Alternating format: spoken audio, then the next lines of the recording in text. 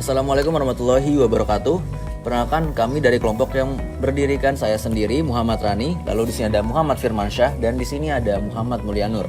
Dan kami bertiga akan menjelaskan hasil rangkuman kami terkait buku metodologi penelitian karya Dr. Ratih Pratiwi MSI. Nah, biar lebih simpel saat kami membahas nantinya, kami bagi jadi 6 pokok pembahasan. Yang pertama, pengenalan metodologi penelitian. Yang kedua, ada pendekatan penelitian. Yang ketiga, desain penelitian. Yang keempat, metode untuk mengumpulkan data. Yang kelima, analisis data. Yang terakhir, etika dan validitas penelitian. Tanpa berlama-lama lagi, mending kita masuk ke pokok pembahasan yang pertama, yaitu pengenalan dari metodologi penelitian.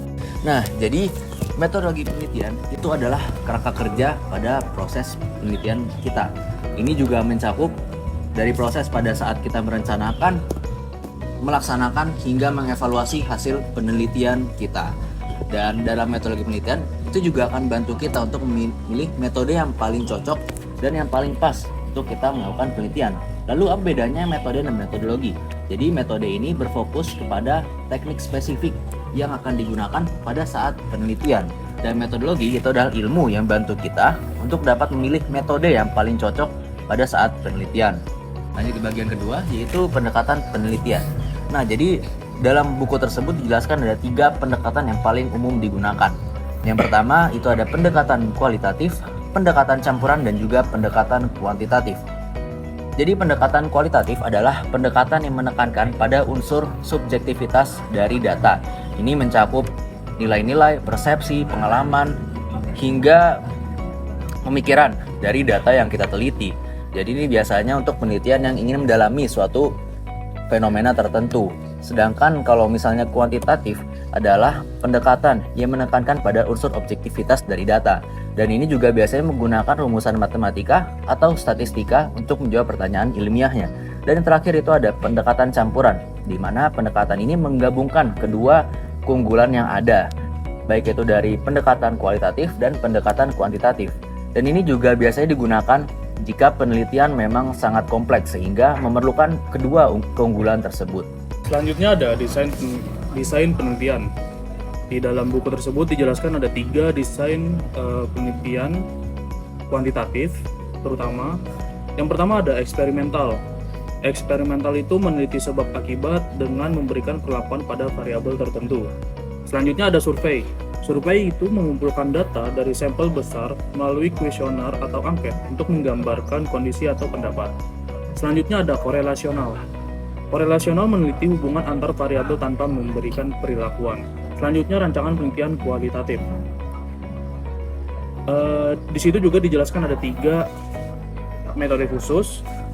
Yang pertama ada fenomenologi, yaitu untuk memahami pengalaman hidup subjek secara mendalam. Selanjutnya ada studi kasus. Studi kasus itu untuk mengkaji suatu kasus atau objek secara rinci dan kontekstual. Selanjutnya ada grounded theory. Itu untuk menghasilkan teori dari data lapangan yang dikumpulkan dan dianalisis secara sistematis. Selanjutnya ada penelitian campuran. Yang pertama ada sequential exploratory. Metode ini dilakukan dengan mendahulukan fase kualitatif dan dilanjutkan dengan metode kuantitatif. Selanjutnya ada concurrent transformative.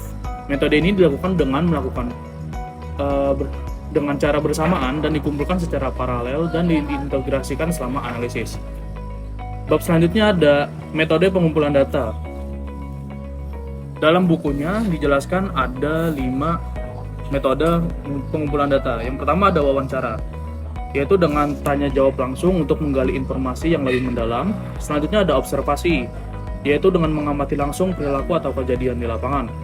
Yang ketiga ada kuesioner, yaitu pertanyaan tertulis yang dijawab oleh responden untuk memperoleh data kuantitatif atau pendapat.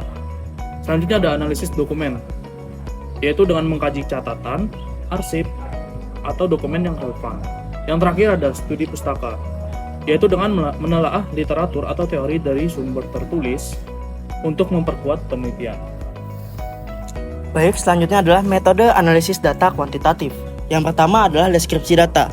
Deskripsi itu adalah tahap yang paling dasar yang bertujuan untuk merangkum dan menggambarkan karakteristik dataset kita. Yang kedua adalah uji statistik. Nah, ini tahap inti untuk menguji hipotesis penelitian kita. Yang ketiga adalah tahap interpretasi hasil. Jadi angka-angka dari uji statistik itu tidak berhenti di situ saja, tapi kita harus terjemahkan ke dalam makna penelitian. Yang keempat adalah dengan cara menggunakan grafik. Grafik bisa membantu kita melihat pola, tren, atau outlier dengan lebih jelas. Selanjutnya adalah metode analisis data kualitatif. Yang pertama adalah dengan cara pengelompokan data. Tahapannya lumayan panjang, mulai dari memilah data, memberi kode atau label kecil pada potongan informasi, lalu menyatukannya dalam kategori-kategori yang lebih besar.